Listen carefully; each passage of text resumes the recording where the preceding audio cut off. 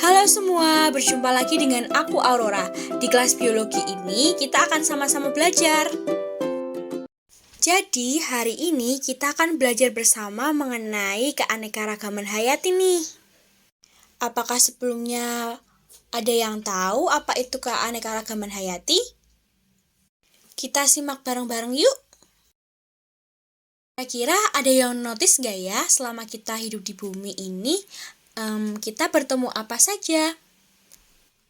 Tentunya kita sering menjumpai flora dan fauna yang sangatlah bermacam. Mulai dari flora fauna di hutan, di laut, dan di banyak tempat. Kira-kira kalian tahu nggak sih? Ada fakta unik loh, ternyata setiap negara itu memiliki berbagai macam flora dan fauna yang berbeda. Jadi makin banyak deh keragaman flora dan fauna. Terus kenapa bisa ya flora dan fauna di setiap negara itu berbeda? Untuk selanjutnya, kita terlebih dahulu harus memahami apa itu pengertian dari keanekaragaman hayati. Keanekaragaman hayati adalah keragaman makhluk hidup yang didasarkan pada ciri-ciri yang diketahui melalui observasi ataupun pengamatan.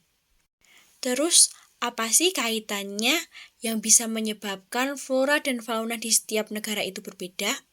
Jadi, persebaran berbagai macam flora dan fauna di dunia itu dipengaruhi oleh beberapa faktor, yaitu seperti iklim, vegetasi, interaksi, dan organisme lain, serta barrier fisik.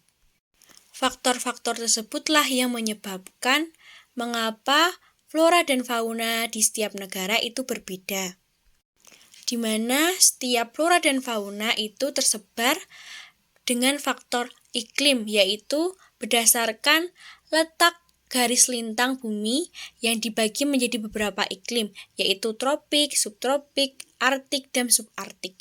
Kemudian ada juga faktor interaksi dengan organisasi lain, seperti perkawinan silang antara dua organisme yang memiliki ras atau varietas yang berbeda, sehingga bisa menghasilkan varietas baru. Selanjutnya ada faktor vegetasi. Faktor tersebut merupakan kumpulan dari beberapa jenis tumbuhan yang hidup dalam suatu ekosistem. Dan yang terakhir, faktor barrier atau penghambat fisik.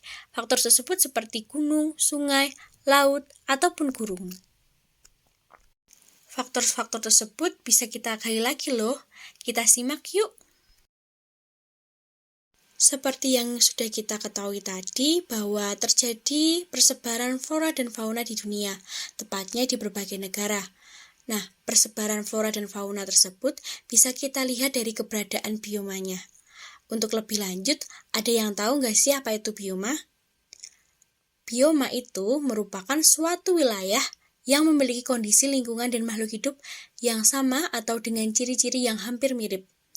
Dari bioma tersebut terbentuk suatu wilayah yang nantinya pasti akan berbeda dengan wilayah yang lain, seperti perbedaan yang dipengaruhi oleh faktor iklim, suhu udara, dan curah hujan, serta yang lainnya. Dari berbagai faktor yang ada pada wilayah tersebut, tentunya akan ada tumbuhan ataupun hewan yang khas, yang mana hal tersebut bisa kita lebih pahami dari 9 tipe bioma yang ada di dunia. Banyak banget gak sih? Nah, antaranya ada tundra, taiga, hutan hujan temperata, hutan gugur, padang rumput atau stepa, semak belukar atau kaparal, kemudian hutan hujan tropis, sabana, dan gurun. Nah, adanya 9 bioma tersebut itu juga memiliki perbedaan curah hujan, garis lintang, iklim, suhu yang sangat kompleks sehingga menimbulkan beberapa tumbuhan atau hewan yang khas yang mampu hidup di sana. Untuk persebaran fauna di dunia sendiri memiliki beberapa zona. Zona tersebut dipelopori oleh Alfred Russel Wallace, yaitu naturalis, antropolog, dan ahli biologi dari Inggris. Ia membagi persebaran fauna tersebut ke dalam 6 zona, yang kemudian dikembangkan lagi menjadi 11 zona dengan seiring perkembangan ilmu pengetahuan dan teknologi. 11 zona tersebut apa aja ya? Nah, antaranya ada Nearktik, Neotropik, Palearktik, Afrotropical, Australian, Oriental, Saharo-Arabian, Sino-Japanese, Madagaskar, dan Panamanian. Kemudian, ternyata dari setiap zona tersebut bisa ditemukan kemiripan. Nah, kenapa bisa terjadi ya? Hal tersebut bisa terjadi karena faktor kemiripan iklim dan vegetasi yang tumbuh, atau percampuran fauna akibat dari daratan yang menyatu sebelum zaman Pleistosen, serta adanya zona transisi atau perbatasan antar zona yang memungkinkan hewan tersebut untuk bermigrasi.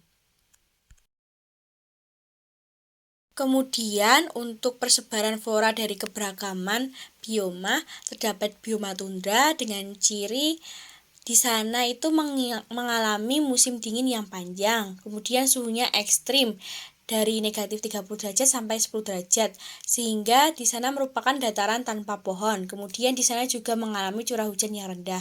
Untuk bioma taiga memiliki ciri di mana musim dinginnya itu terjadi lebih lama.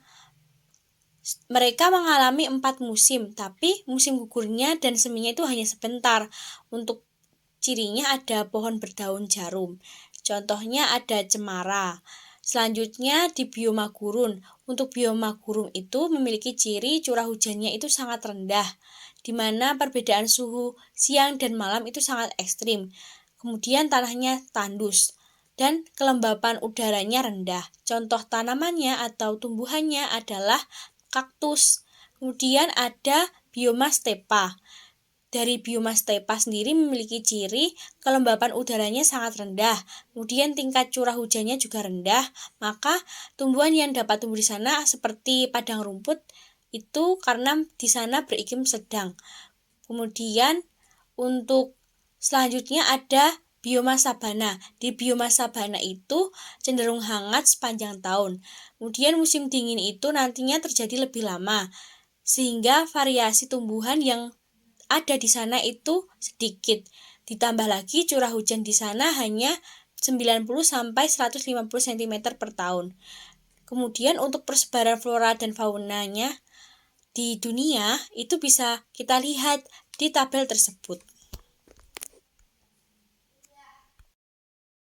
Untuk materi dari video ini, selanjutnya kita masuk ke sesi refleksi diri. Kalian bisa jawab refleksi diri atau pertanyaan ini di komentar ya. Pertanyaannya adalah, apa yang terjadi jika terdapat kerusakan alam? Apakah nantinya akan berpengaruh pada keanekaragaman hayati? Gak kerasa, kita sudah sampai di penghujung video ini. Nantikan materi-materi berikutnya. Terima kasih.